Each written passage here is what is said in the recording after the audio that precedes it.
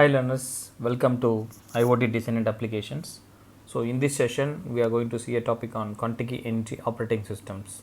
What are the features and the benefits of using Contiki OS? That's what we are going to see in this session.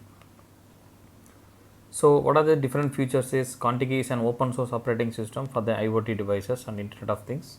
It runs on small, low cost and low power microcontrollers. It suits for both commercial and non-commercial systems. So like a smart city, street lighting, smart energy meters where the kilowatt hour will be calculated.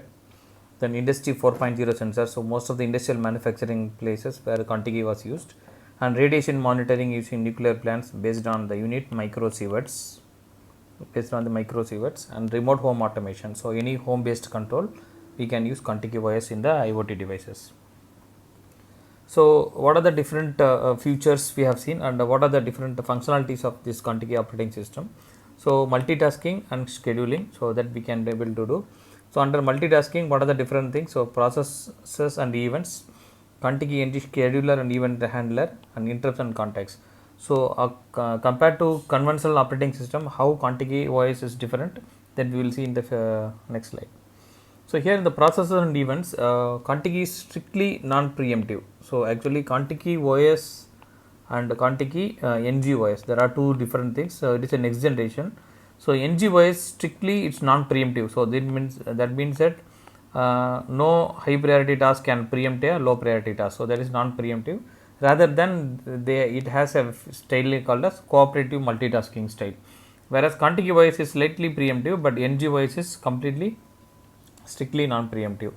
So a process, or otherwise we call it as a proto thread, will be idle until it receives an event. So that means that whenever an event is triggered, so only when it is an event is triggered, till the time a proto thread will be in idle state to optimize energy and to optimize power.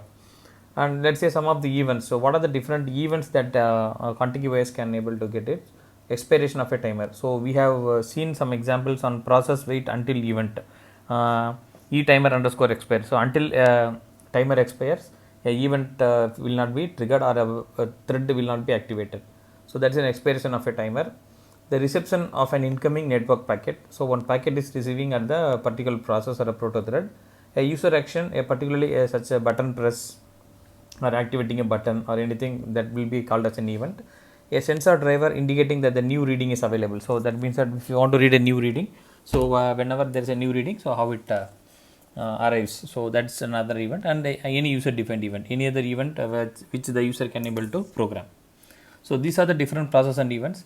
Since the Contiki NG scheduler is cooperative, it will never force a context switch between a running process to another. So that means that since it is cooperative and as well as it's non-preemptive, it never preempts any other process. So that is the beauty of this Contiki OS. So in this scheduler, there are the scheduler of two types. So one is asynchronous events, another is synchronous events. So there are two things which is possible in Contiki NG. So asynchronous events mean dispatches via round robin fashion. So that means that one by one, the scheduler will be scheduling the events to the concerned process. These events can be broadcast or dispatches to a specific process. So that means that to a specific process, an event can be dispatched, or it could be broadcast. Broadcast means it will be broadcast, any process or task needs a particular event, they can able to use it. So that's what this asynchronous. Otherwise we have synchronous events, so cause the receiving process to schedule immediately. So that means that whenever there is a receiving process needs it, it will be scheduled immediately. So that is what in synchronous. Posting process has to be stopped until the receiving process completes the execution. That means that one who posts the process and one who receives the process. So the receiving process will be completing in execution till the time the posting process will be stopped. So that is what it's kind of a preemption, but the other task will not be disturbed here. Only the posting process will be stopped till the completion of the receiving process. And in the synchronous events cannot be broadcast. So this is what the scheduler is all about. And the scheduler is also supports polling. So as you know, in most of the conventional operating system, polling is one. So that means that each and every device will be polled once. So let's say 10 milliseconds means next 10 milliseconds this device, next 10 milliseconds, next 10 milliseconds, like that. Each and every device will be polled for equal time duration. Here polling means poll is a high priority asynchronous event. Here it is asynchronous, which cannot be broadcast. So the dispatch to the single process we call it as polling, whereas broadcast is a different event in asynchronous scheduler. It can be dispatched to a single process. So the asynchronous mode will have two methods. One is broadcast, another is polling. So this is what these two things. So polling means going to the single process, dispatching to single process. Broadcast means dispatching to multiple process. So that is what this Contiki NG scheduler supports. Next thing is interrupts and context. So interrupt, as we all know that usually in many operating system there will be two tasks will be running. So one is the main task, another will be the interrupt handler, ISR. We call interrupt service routine. So this is what will be running. Any code running in this location we call it as interrupt service routine. Main context, and here whatever running here will be interrupt routine. So we call interrupt routine. So this is what here. Similarly here also it happens. A process can never get interrupted by the cooperative scheduler. Please see that a process or a proto-thread can never be interrupted by a cooperative scheduler.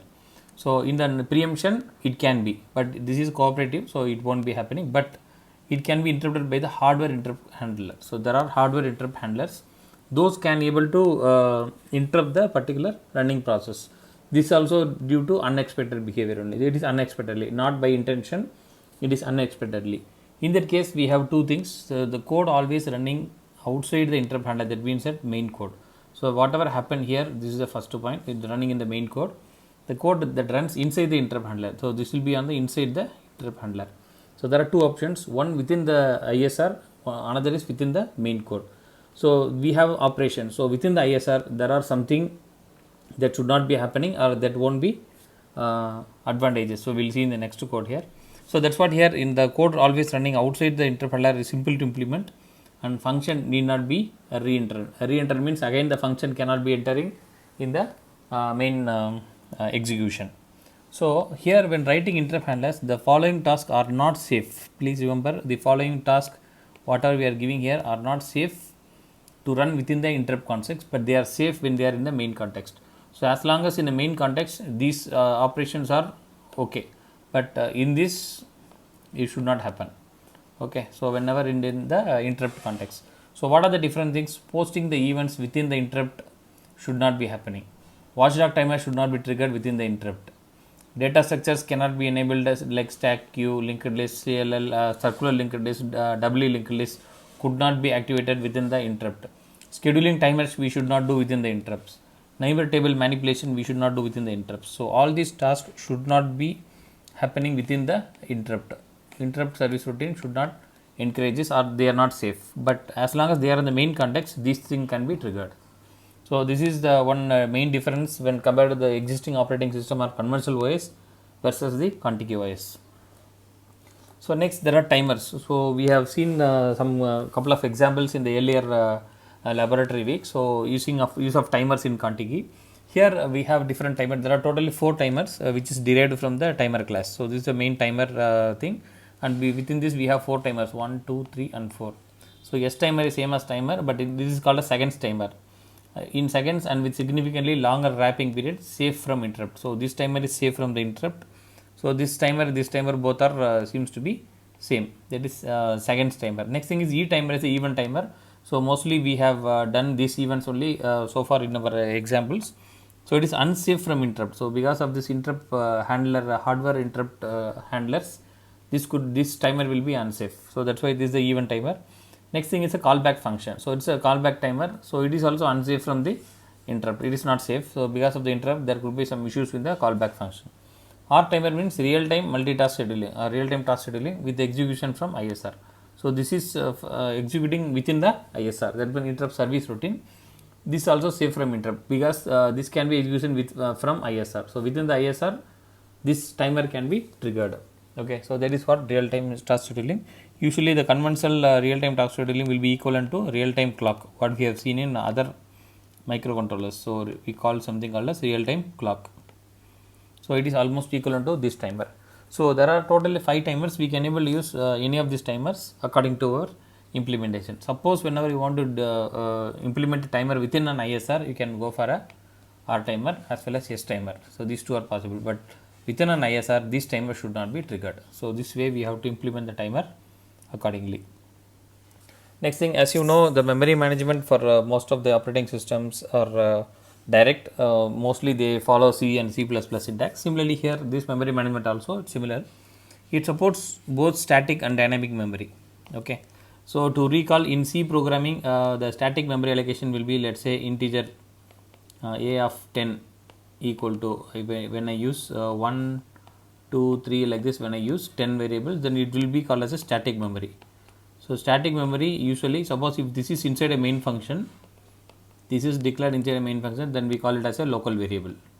So local variable usually stored in the stack memory. Okay, so this is a memory of stack. So all these variables are stored in the stack memory. So this memory we call it as static variable. Static variable, it will always allocate the variable based on the size available. But dynamic variables, during the runtime, the memory will be created. So this is dynamic.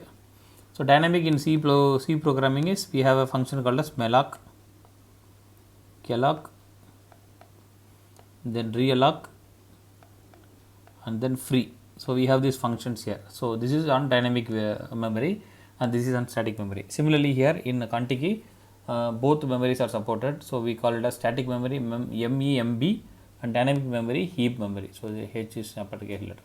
Heap memory, HEAP MEM. So heap memory and MEMB.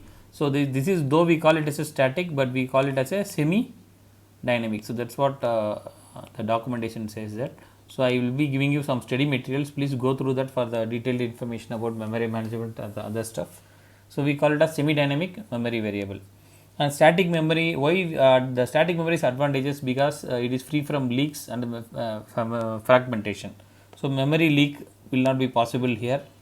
So and fragmentation also will not be there in static memory. But static memory is most of the time it is advantageous. But sometimes we need to use more number of resources, but we don't know how much memory the application can take.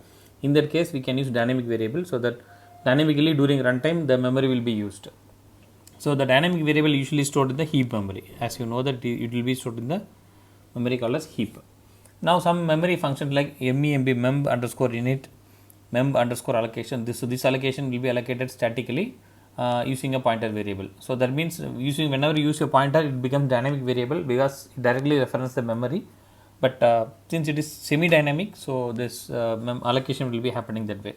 Similarly, memb underscore free, then memb underscore in mem. So it will check the memory whether the address is belonging to that memory or not. This will be checking. So these are some of the static memory function. And dynamic memory function, we have star heap mem underscore allocation, star heap mem underscore reallocation, and heap mem free. So this is how the way the allocation and reallocation happens in contiguous. So having said that, the static and dynamic memory, mostly it is following the similar standards what we are using in C and C++ programming.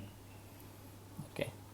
So now the questions for the learners in this session is how static and dynamic memory is implemented in C or C++. This also is conveyed, but anyway, you just go through the documentation, will be helpful for your digital assignment too. And what is the difference between cooperative scheduling and preemptive scheduling? So preemptive scheduling you might have used in some of the earlier operating systems, and what way they are differing from cooperative scheduling. Are there any other general purpose OS like Windows, Mac, Linux, or any OS that is not preemptive? So just think of any OS which is not preemptive that you have heard of. So this is question for the learners. So thanks for watching.